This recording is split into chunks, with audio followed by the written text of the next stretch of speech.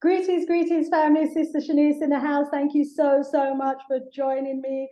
Behind me, you can see my book, my latest book, A Black King of Anglo-Saxon England. It's a phenomenal read.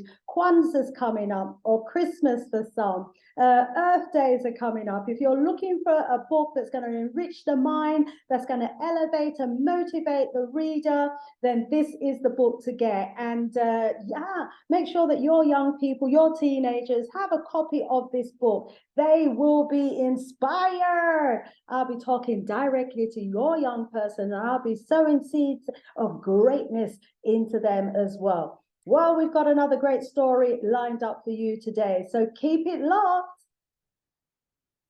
Family, today we're going to take a little listen to what Honourable Fatoumatta, Touma Njie, or who is the Honourable Member for Banjul South. We're going to take a listen to what she had to say in the National Assembly when she looked at the budget that was being proposed for the Gambia, that she felt that some of the honourable members were more concerned about having a budget that was lying in their pockets, that's my wording, rather than a budget that was addressing the needs of the nation, and in particular, young people. Now, this is deeply concerning because most of us travel to Africa and we want to see Africa develop. We want to see good infrastructure, good education system, good hospitals and engineering and factories and everything that's needed in order to lift the country up. But with a budget that was being proposed, as we heard from our honourable member, which was talking about huge pay increases for individual members of parliament and taking away the money for school buses, for example, for children. How can a small African country like the Gambia really rise and see its economy improved if the budget isn't being reflected in a way that's going to grow the economy? But let me bring in our sister Sibu. Welcome to the Sister Shanice show. First appearance, but let's hope it certainly won't be the last. Now, my sis, I know you've seen this video. You sent it to me. Loads of people sent it to me, so it really resonated with us. I think in particular, maybe women. I mean, what was it about what she had to say that resonated with you? Goodness me! I mean, so much that our honourable sister, as you said, Fatoumatta Touma Njie, is the National Assembly member for Banjul South, and there was so much that she said, which obviously gave rise to concern. Issue here is the amount of money we are talking about insofar as this increase in the salaries, because this particular session, it was a budgetary session, and it was and the point that she raised, or the points that she was making, was specifically with regards to the huge increase in salaries, amount that had been previously allocated in the provision of the bus services to our school children. That hasn't been decreased. It has been wiped out. It's been negated, been taken to nil. And so that's very telling. If we juxtapose that, the need for our children to have access to transport that will take them to school, and the increased salaries of these National Assembly members, of which most of them are elected. Out of the 58, there are 53 of them that are elected members, but 5 of them are actually nominated or appointed, I should say, by the president himself. And the current speaker is one of the 5 who was appointed by the president himself. And as I think I made reference to the fact that he alone has received an increase, or the proposed increase in his salary is more than double from what was, let me get the figures right, $658,000 is the current salary of the Speaker of the National Assembly, Fabakary Jatta. The increase from 658,000 is now 1.560 million dalasi. That's more than double.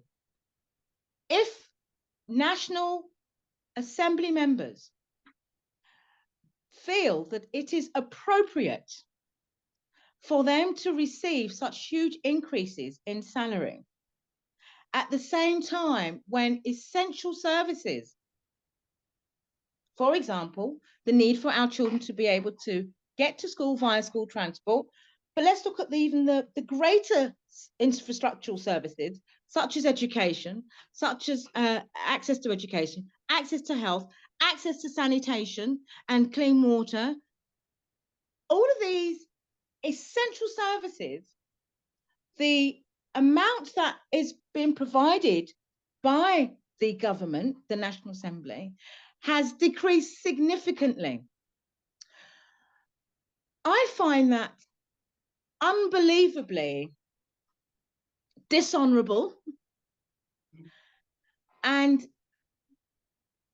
interestingly enough, when I was looking at the rate of poverty in Gambia, the highest rate of poverty is in the greater Banjul area, where the government is situated.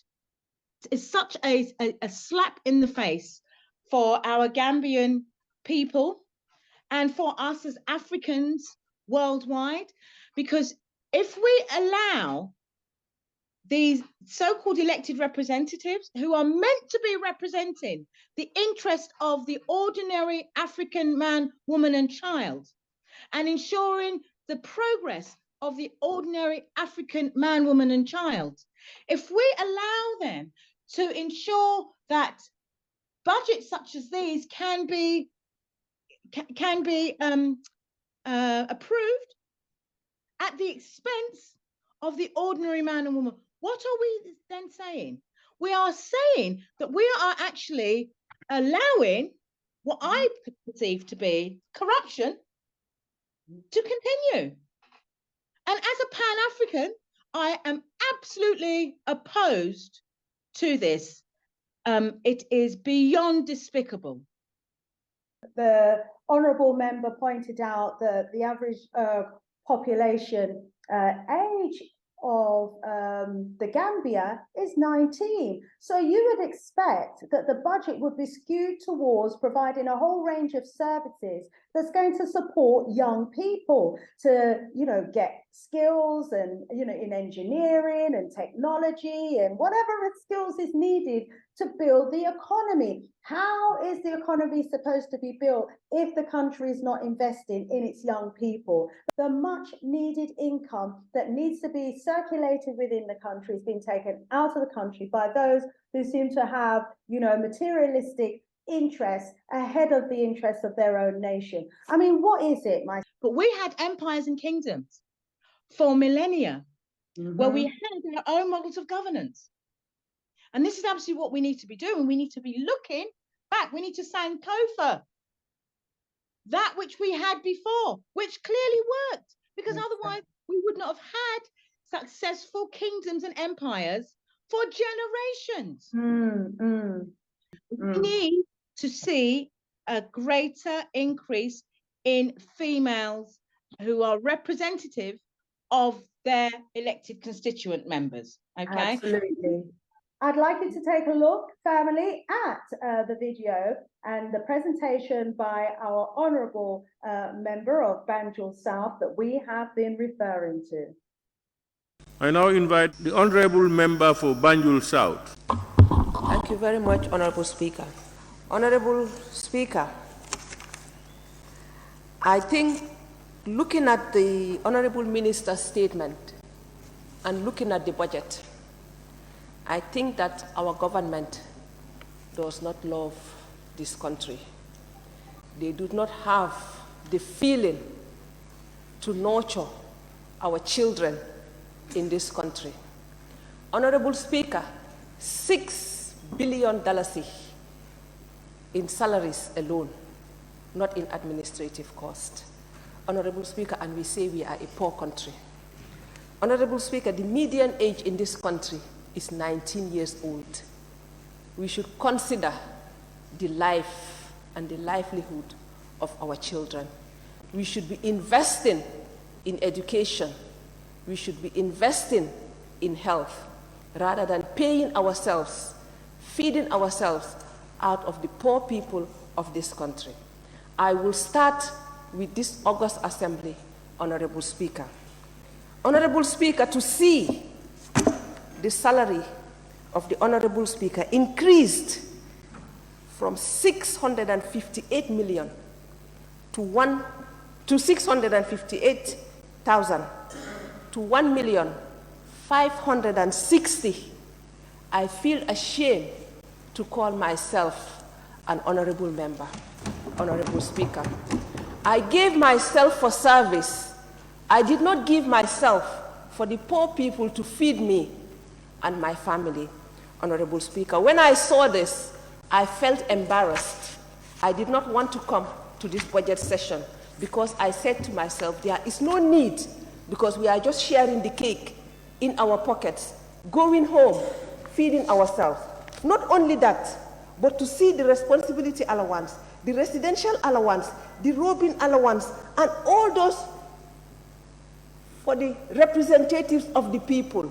It is embarrassing for me to go back to my poor constituency and tell them that the meager resources of this country, I am paid that much at your expense. I took an oath, Honourable Speaker, to serve and to give back to my society, not to enrich myself. And even if I go to the Constitution, Honourable Speaker, it says that we shouldn't deliberately enrich ourselves. And increasing our salaries is deliberately enriching ourselves. And that is an embarrassment. I think as a National Assembly, we should not accept any salary increment. It was in this August Assembly that we sat and discussed the salaries of the ministers and denied them, even though they went behind our backs and increased it. That is their problem. We offered ourselves for service, Honourable Speaker. We were not appointed. We were elected, and we offered ourselves, Honourable Speaker. And I think we should think of our people when we do the budget.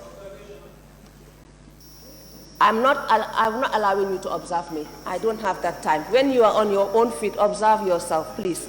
Thank you. Honourable Speaker, when we go to the office of the President, Honourable Speaker, I have seen new units, ICT units, being established at the office of the President. The office of the President has, I think, whatever they call it, the person that does her public speech or whatever, that lady. Why would he need another ICT? Why would the Honourable, His Excellency, want 6 advisors? How many ministers does he have in addition to the new ministries? If the President is telling us that the ministers are not good enough, I told this August Assembly here last year when we did the budget, if he is implying that his ministers are not good, let him sack them and apply and appoint advisors. The ministers, according to our constitution, should be competent enough to advise him on any policy under their ministries. And if they are not good enough, and if that is what he's implying, that they are not good enough, let him sack them and appoint advisors in their place. But as a poor country, we cannot be paying ministers and be paying advisors and be paying deputy advisors.